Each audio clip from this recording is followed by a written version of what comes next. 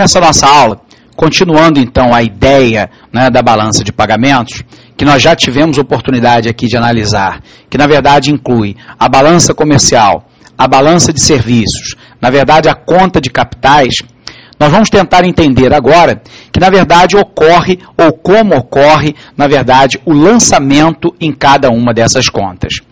Eu quero novamente, e me perdoem por insistir a respeito desse assunto, que na verdade quando nós estamos falando lá de contas nacionais, nós havíamos dito que as contas nacionais, e o mesmo é válido para a balança de pagamentos, na verdade implica aquilo que nós chamamos de princípio das partidas dobradas. Ou seja, a cada lançamento de débito deve corresponder um lançamento de crédito. De maneira que nós mantenhamos aquilo que nós chamamos de equilíbrio interno das contas. Ou seja, na verdade o saldo dos débitos e créditos deve ser igual a zero. Mas recordando-se com você que não é somente sob o ponto de vista, né, do equilíbrio interno das contas que nós devemos observar as contas nacionais e também o balanço de pagamentos. Nós temos um outro elemento que é, na verdade, o equilíbrio entre as contas. E, portanto, quando nós estamos falando da balança comercial, da balança de serviço, da balança de capitais, na verdade, nós precisamos ter, de alguma forma, o equilíbrio entre elas em que o saldo final seja igual a zero. E qualquer erro e omissão deve ser contabilizado naquilo que nós chamamos de ponto de chegada ou de número de chegada, de maneira que o saldo final de todas as contas estejam em equilíbrio, ou seja, sejam igual a zero. Se é assim, nós vamos aprender então nessa aula como é que é feito o lançamento em cada uma dessas contas. Se nós já sabemos que no saldo da balança comercial são registradas todas as exportações e importações de não fatores, se nós sabemos que na balança de serviços são lançados todos os dados a respeito daquilo que nós chamamos de intangíveis e que em alguns autores de economia você vai encontrar com o nome de invisíveis, e se nós sabemos que na balança de capitais é registrado toda a transação sob o ponto de vista financeiro que é realizado entre os países, resta saber agora, né, como que de fato isso é lançado em cada uma dessas contas. E para a gente tentar entender isso, nós vamos dar uma olhada lá no nosso quadro e nós vamos ver como isso é feito passo a passo para você em cada uma das contas. Perfeito? Acompanha comigo. Então, nessa nossa parte da aula, a gente vai tentar entender a natureza dos lançamentos no balanço de pagamentos. Recordando-se para você que o balanço de pagamentos é formado pela balança comercial, que implica uma exportação, o que dará direito, na verdade, a um crédito a ser recebido pelo nosso país. Por um outro lado, ela implica as importações, o que significa, de um outro lado, um débito, né, que o país tem para com outros países do mundo com a qual realizou transações comerciais. Mas nós temos uma segunda parte do nosso balanço de pagamentos, que é a balança de serviços. E aí você se recorda que a operação que dá origem à entrada dos recursos será contabilizada, então, como crédito. Portanto, a operação que dá origem à saída dos recursos será contabilizada, então, como débito. Mas nós podemos ter ainda aquilo que nós chamamos de lucros reinvestidos e, portanto, ele será lançado a débito. Mas recorde-se que nós não temos somente a balança comercial e a balança de serviços, nós temos também uma balança de capitais e ainda de movimentos unilaterais. As transferências unilaterais, na verdade, será lançada a operação que dá origem à entrada de recursos ou ainda de mercadorias, né, será lançado a crédito. Por sua vez, a operação que dá origem à saída dos recursos e de mercadorias de maneira unilateral, como a doação de feijão brasileiro ou de arroz para a Somália, será lançada, então, a débito. Observe, então, que embora a transferência unilateral não tenha contrapartida, na verdade, nós temos aquele sistema de partidas dobradas para a sua contabilização, Porque se assim não fosse, o saldo das transferências unilaterais não seria igual a zero. Temos ainda o nosso movimento de capitais, portanto, a operação que dá entrada à origem dos recursos representará o crédito. Logo, a operação que dá origem à saída dos recursos será considerada a débito. E nós temos, finalmente, a variação das reservas. A redução das reservas significa, na verdade, um crédito, porque o Brasil está, de alguma forma, depositando poupança no resto do mundo, ou seja, enviando receita enviada ao exterior. E, por um outro lado, na verdade, quando nós temos um acréscimo de reservas, nós vamos lançar ela a débito, porque nós temos, de alguma forma, a entrada de capital, né, transnacional no nosso país na forma de reserva cambial, ou seja, poupança externa que está sendo remetida para dentro do nosso país.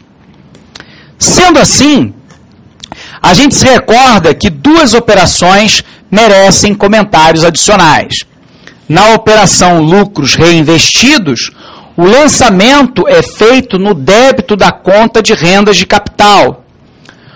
Contudo, como tal operação não gerou saída de divisas, porque, na verdade, o capital oferido por fatores de produção que não pertence a residentes foi reinvestido e, portanto, lucros, dividendos e royalties não foram mandados para fora, a conta a ser creditada não pode ser a conta de variação de reservas, porque não houve entrada de capital.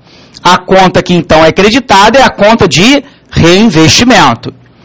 Como, de fato, a movimentação de divisas não existe nesse caso, simplesmente debita-se da conta de rendas de capital, ou seja, a remuneração que deveria ser destinada a não residente por fatores de produção e que, na verdade, foram reinvestidos, em vez de se creditar na conta de investimentos, dá-se o destaque o fato de se tratar de recursos reinvestidos pelo capital estrangeiro no país e credita-se, então, a conta de reinvestimentos. Nas transações unilaterais, apesar do termo, nós já havíamos chamado a atenção para você, ser unilateral, tais operações devem respeitar o método das partidas dobradas.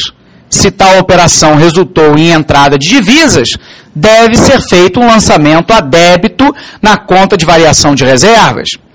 Mas qual conta deverá ser creditada? Justamente a conta de transferência unilateral. Num caso onde ocorra um terremoto ou qualquer tipo de catástrofe natural e, em função disso, tenha recebido ajuda em espécie do exterior, o débito deve ser feito na conta de importações. Sendo assim, eu quero voltar a falar para você um pouquinho a respeito de taxa de câmbio e regime cambial. E a pergunta é por quê? Porque, na verdade, taxa de câmbio e regime cambial tem a ver com balanço de pagamentos, porque, obviamente, vai interferir no resultado final. Então, vamos nos recordar. Nós temos, na verdade, 3 grandes regimes cambiais. Se quiséssemos, poderia incluir até um quarto. O primeiro regime é aquilo que nós chamamos de regime de câmbio fixo, onde, na verdade, a autoridade monetária define um valor fixo para o câmbio e o Banco Central passa, através de mecanismos monetários, a tentar garantir a manutenção, né, desse currency board, ou seja, na verdade, de um câmbio fixo. O exemplo clássico foi no início do Plano Real, quando nós tínhamos uma paridade cambial, uma equivalência de que R$1 era igual a $1. Nós temos um outro sistema que, na verdade, nós chamamos de sistema flexível. Esse sistema flexível, atualmente adotado pelo Brasil, né, é aquele sistema em que a cotação da moeda estrangeira em relação à moeda nacional se dá pela entrada e pela saída, ou seja, pela oferta e pela demanda de moeda estrangeira. Mas eu quero te lembrar que dentro desse sistema, nós temos um que nós chamamos de dirt floating, ou seja, flutuação suja, onde, na verdade, o Banco Central não diz para o mercado, mas ele estabelece duas bandas cambiais, uma máxima e uma mínima, entre a qual ele deixa, né, o câmbio, abre aspas, flutuar. Mas todas as vezes que o câmbio ultrapassa o teto máximo, ele vende moeda estrangeira para diminuir o câmbio. E todas as vezes que ela chega num patamar mínimo, ele compra moeda estrangeira para aumentar a cotação. Nós temos finalmente um sistema, né, claro e não Dutch floating, que é o sistema de bandas cambiais. No sistema de bandas cambiais, a autoridade monetária diz para o mercado qual é o centro da meta da banda que ele deseja e quais são os limites superior e inferior. E aí a regra fica clara. O Banco Central vai, na verdade, desenvolver instrumentos monetários para perseguir o centro da meta, mas permitirá que, na verdade, o câmbio avance para mais ou para menos dentro dos limites estabelecidos. Sendo assim, a gente pode voltar para o nosso quadro. Vamos para lá. Então, se nós já sabemos, né, que, na verdade, taxa de câmbio, né, é o preço da moeda nacional em uma unidade de moeda estrangeira, o dólar, por exemplo, uma elevação na taxa de câmbio representa uma desvalorização. Uma queda na taxa de câmbio significa uma valorização. Vamos entender isso? Então vamos lá. No mês de janeiro deste nosso ano de 2011, o real estava sendo cotado aproximadamente em R$ 1,65, era equivalente a $1. Ora, mas nesse final de 2011, novembro de 2011, nós temos uma cotação aproximada de R$ 1,78, que equivale ao mesmo dólar. Ora, a questão-chave é, quando eu tinha 1,65 para $1, a moeda nacional se encontrava valorizada em relação à moeda estrangeira, que é o dólar. E quando eu tenho uma cotação de 1,78 para o mesmo dólar, eu tenho, na verdade, agora uma moeda desvalorizada em relação à moeda estrangeira, o dólar, porque agora eu tenho que dar 1,78 para comprar o mesmo dólar que no início do ano eu comprava por 1,65. Sendo assim, as valorizações e desvalorizações da taxa de câmbio têm importantes implicações para as transações entre os residentes e não residentes e consequência óbvia sobre o balanço de pagamentos, incentivando ou desincentivando que haja superávit, por exemplo, na balança comercial ou ainda o seu déficit. Sendo assim, vamos analisar.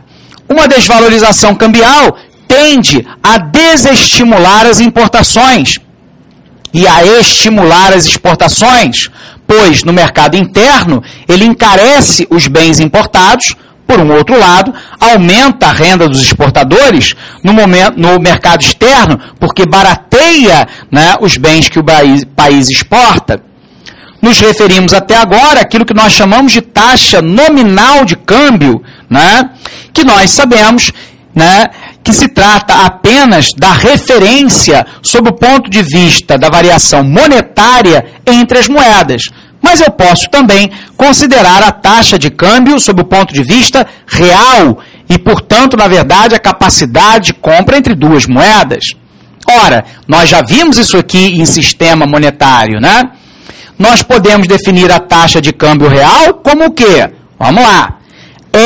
Será igual à taxa de câmbio real, que me é dada pela taxa de câmbio nominal, vezes o preço dos preços no país estrangeiro, dividido pelo índice de preços no mercado nacional, permitindo então que eu estabeleça uma paridade de equivalência real da capacidade de compra da minha moeda em relação à moeda estrangeira, ou seja, na aquisição de bens e serviços entre os vários países. No cômputo, então, da taxa de câmbio real, temos que levar em conta tanto a inflação interna quanto a inflação externa, ou seja, a inflação do país cuja moeda estamos considerando no cálculo da taxa de câmbio, a inflação, por exemplo, dos Estados Unidos, se estivermos calculando a taxa de câmbio em relação à moeda doméstica para o dólar americano.